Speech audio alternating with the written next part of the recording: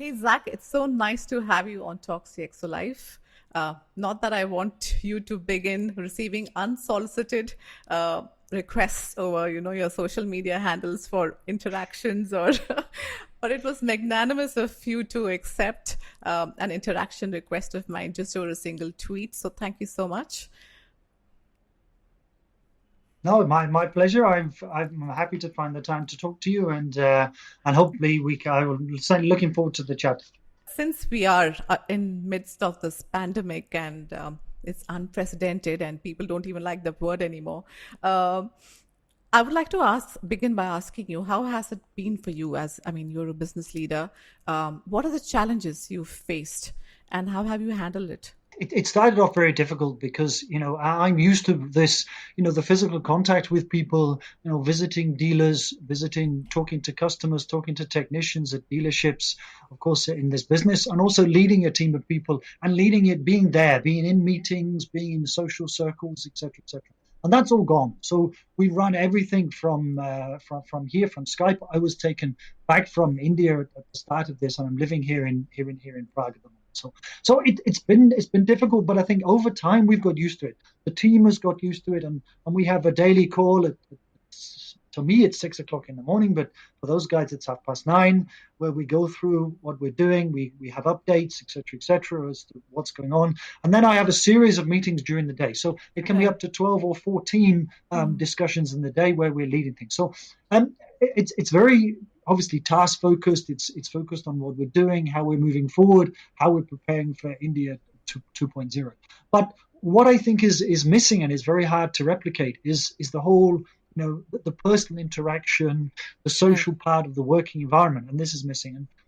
And so as a leader, we've got to always look out for our teams, and not only are they doing a good job for us, are they delivering what we need them to deliver, but how are they mentally? What is their mental state at the moment? How are they coping with the whole lockdown? Because many people, they've moved from, a guy might move from Patna to go to university in Delhi, and then he comes to Mumbai to work in an organization like ours. His family are in Patna. He's on his own in Mumbai. A lot of his social circle is around his work. It's Mm. around coming to the office. It's around talking to people. It's around drinking coffee, having lunch with people, perhaps going to Right. dinner in the evening with people, etc., etc., celebrating people's birthdays in the office. All of these are actually important to the work life environment that we have, and actually they're important to people's mental well-being. This is in effect gone. It's gone completely. So these guys, and he's now this same guy is sitting in his office, sitting in his apartment in Mumbai. He's on his own. For the first time, he's having to, sort his own food out. He's not inviting his maid into the house, etc., etc. And it's quite soul destroying. So I think what we've got to do as leaders during this time is really look out for people's mental stability, and to make sure that they're that they're coping well. And that's what I've been trying to do as well. So we've been doing a lot of online training to help people in their personal development. We've been doing things like quizzes, things like coffee with me. So I take half a dozen of the guys, and we sit down, we have a coffee, we talk about the issues they're facing both in business and in their personal life. This is important. And sometimes I've said to people, look, go home. Let's get some permission. Let's go from Mumbai down to Kerala, be with your family, because this is not the time to be stuck in an office in Mumbai. So I think that's been one of the challenges, is looking after people's personal and mental well-being at this time. We've tried to do it. We've had quizzes, we've had talent events and things like that, but you still can't replace the physical interaction of people. Right, right, right. And employee engagement at this point is so critical, isn't it? Is there any other way, as in you've any key initiatives that undertaken at Skoda? I mean, we've done things like we've looked at best practice in other business and other industry. We've done things like book clubs. So everybody's read a management book, and then we've come online, and I've discussed the manage. Can I tell you a secret? Yeah. One of these books, I actually just watched YouTube videos and didn't actually read it. Um, but but the point is, we've discussed the books, we've discussed what we learned, what we thought of things, etc., etc. And I think that does those sort of things have helped. Doing that sort of thing regularly, doing these these quizzes. You can use various computer programs to do quizzes. So, and I tend to lose them all because they tend to be about India and things like this. I'm not bad on the cricket questions. Being English, I could do Right. some of that, but so we've tried to do that. You've got to keep these things doing regularly because it's easy to start for the first few months, and then when you get on, you tend to stop or you drift back into. So you've got to make a personal effort to think, right, we need to do another book club discussion here. We need to put another quiz on, and we have things where we have, with my management team, we've organised just having a drink together. So we would sit down in the evening in front of a laptop like this and open a beer and just have a chat about Right. things over a beer. Right. And this sort of thing you've got to do as well, because you would be doing that in a normal, working environment as well, because it's an important part of balance. Yes. And So, this is what I've been one of the challenges. and you've managed quite a bit of launches also, isn't it? I mean, critical launches We have, with this. and we've Yes. been creative. We've been Yeah. innovative on that. So, for example, on the 26th of May, we launched our BS6 offerings. Originally, they were planned in 3 launches in March, April, and May. We planned all these on the 26th of May. I went into a recording studio in Prague. I presented to an empty room on a green background, standing on a black disc. And afterwards, the wizards in Mumbai stuck the whole thing together with pictures of cars, gearboxes, engines, and things like that. And it worked really well. It was very successful. We were the first people to do this. Other people copied it afterwards. And when we did it again, when we launched the automatic cars as well. So this was engaging. You've got to be innovative. You've got to continue to engage with your customers. You've got to continue to engage also with your dealers. So we've got a lot of meetings with dealers online as well. Small meetings, one-to-ones, or 5 or 6 dealers at a time, get their opinions and their views. Because when I talk about the fact that I feel responsible for the team I've got in Right. Mumbai, Delhi, and Bangalore, I also feel responsible for the welfare of actually all of the people working in our dealers pan-India. Right. And from technicians to security guys to car washers and also to salespeople. So we've been trying to do a lot of personal development and training with those guys as well. Next week I'll record a video which will go out to all employees within the Skoda network, just to tell them what's going on, what the plans are for the future. And I think because we've got to keep our good teams together as well Right. during these difficult times. Right. Right. Right. And the decisions, right? That must have been really difficult, isn't it? I mean, taking decisions, difficult decisions. Yeah, I mean, I don't know if it's much different, to be honest, because I've made we've made some difficult decisions during this time. I've unfortunately I've had to terminate some dealers during this time. I've had some difficult staff decisions during these times, and we've done these all like this, sitting in front of a computer and having these tough decisions with people. Life goes on, business goes on, life goes on during this lockdown. There was during the early days of the lockdown, we've put everything on hold.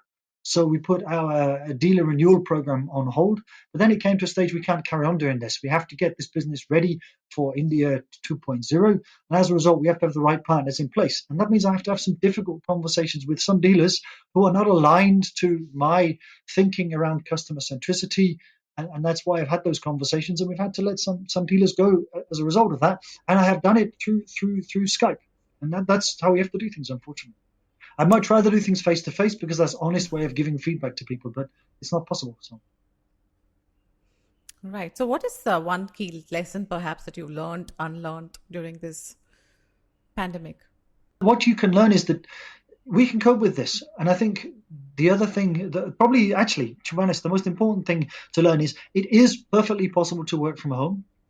Working from home has a role to play. And I think, if you go forward, you think I'm spending 2 hours a day probably commuting every day. Now, obviously, that's important to get to the office. And I like to live where I like to live in Mumbai. Right. But, at the end of the day, that 2 hours is also 2 hours out of my day. So 1 or 2 days a week, I'm also going to encourage my team, and I'll do it myself, to carry on working from home, to use that time and to use the skills we've learnt in terms of how you react to people on the phone, how you work on Skype. You've got to allow time for people to speak and make their contributions, etc., etc. So I think the learning is that business can work from home. We don't need to go to the office every day, and I will encourage people sometimes to take a day at home. If you're doing some data analysis or some preparing some presentations, sometimes the quiet space at home is the right place. Right. In fact, you can work from anywhere. I mean, your home or, just about anywhere. It just opens I, up. I worked from my parents' farm in England for a week. The only Wow. trouble is I had to get up even earlier in the morning because of the time difference. So rather than getting up at 5:30, I had to get up at 4:30. But it doesn't matter. I spent a week with my parents, which was also nice. So. Right, right. So, and since we are at this topic, I mean, it's quite interesting that how since we're working from home, we have the flexibility. What do you think of this whole thing of work-life balance? Has it become more skewed? Have you been able to take up time out for yourself, or is it still the entire barrier is gone, right? You can't really distinguish between work hours and life hours. I mean, if you were to put it like that. I think I haven't had a problem with this in terms of work-life balance. My wife is here most of the time. She's working at the school at the moment. She's back at 4:00.